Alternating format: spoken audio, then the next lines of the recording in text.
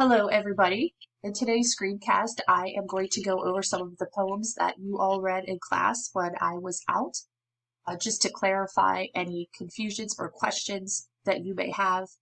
As you noted, a lot of the poems had some background information that you needed to look at, whether it was a brief reading or a video. And again, these things were geared to help you get the background in order to ensure your understanding. So the first poem, My Papa's Waltz, you were working with denotation and connotation. Those words are defined for you right there, denotation, connotation. And the poem itself, the biggest thing we need to remember with this poem is the words are so simple, but one or two words really reveal what the poem is focused on. For example, what inferences can you make regarding the economic circumstances of the family? If you noticed words like your palm caked hard by dirt, possibly suggesting that the father was a hard worker, worked with his hands, maybe not necessarily some office job. Also, your hand that held my wrist was battered on one knuckle. So obviously the father uses his hands every day, and we can make that inference that he is in that type of profession. So again, one or two words really reveal the gist of the poem and the overall picture that you should be getting in your head. Secondly, again, how do we know how the boy feels about his father? What words of the poem communicate this information? Again, looking at words, simple words that on the surface seem very simple, but yet in the poem reveal a lot. The second poem, Cassandra, as you saw, you had two different things you needed to do before you even read this poem in order to make your life easier to understand it. So the first thing you did was read Who is Cassandra? A very, very quick blurb about who she was, and the whole story about the curse that Apollo put on her. And if you remember from your reading of this and taking a look at that video clip, Apollo put a curse on Cassandra all because she denied his sexual advances. And so to get back at her, the curse that he put on her was that she could see into the future. And in this case, she saw into the future and saw what we would know as the Trojan War. And she tried to warn her people about this, but because of the curse, everyone thought she was literally crazy. So imagine that. Imagine knowing something really bad was going to happen in our town tomorrow, and you're trying to warn everybody, your loved ones, and they all think you're literally crazy.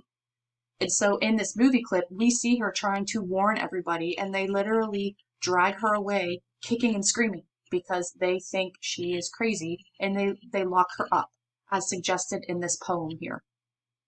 So great imagery talking about the mad girl with staring eyes, long white fingers, her storm-racked hair, her screeching mouth, great onomatopoeia there.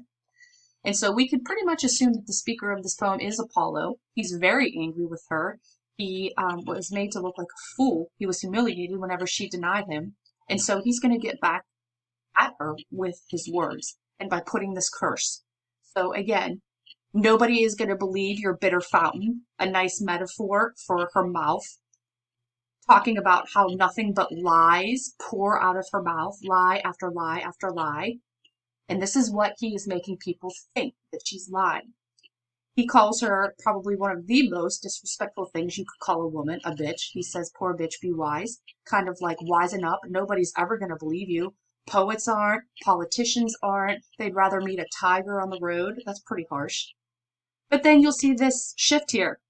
So after he calls her this word, and he's basically like, no, you'll still mumble in a corner a crust of truth to men and gods disgusting.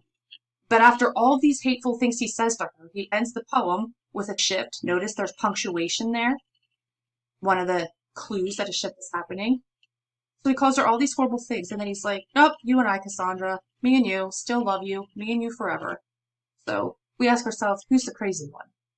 So definitely more than one shift in this poem. We see punctuation here that suggests a shift. We see the word therefore that could suggest a shift. So this poem's very busy. Constantly accusing Cassandra of lying. That's part of the curse. We talk about the shift. We talk about the allusion in the poem. So just different things to keep in mind there, and a question dealing with imagery because the imagery is so intense.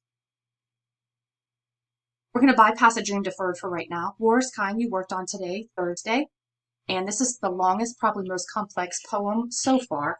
And it's one big paradox. Clearly, war is not kind. Remember, paradox is one contradicting statement. So we have the speaker talking to a maiden, telling her, don't cry.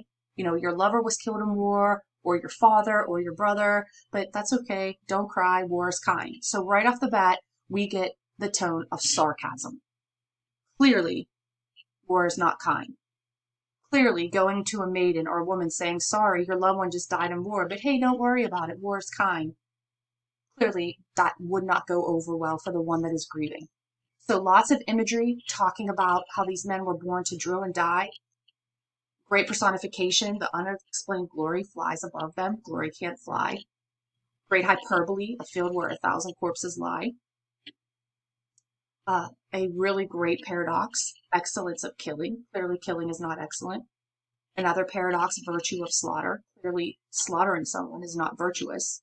Great alliteration. Heart hung humble. Splendid shroud of your son. And then war is kind. So you are tipcasting this poem. So the figurative language section of your tipcast, the connotation figurative language section of your tipcast, will be pretty busy. Remember, you don't have to find every single piece of figurative language, but you need to identify key figurative language. So you definitely should be able to identify a couple different things here. Again, working with connotation and denotation, like my Papa's Waltz, focusing on keywords that on the surface seem like nothing, but that word really holds right here a heavy connotation, really holds a particular emotion or feeling. The tipcast is in today's folder. You could type right in the document. And as you can see, you are going to have more time tomorrow, or actually today, whenever you're looking at this, Friday, to be working on this. So I hope this quick little blurb helped you to understand or better visualize the poem. And I will see you guys very, very soon.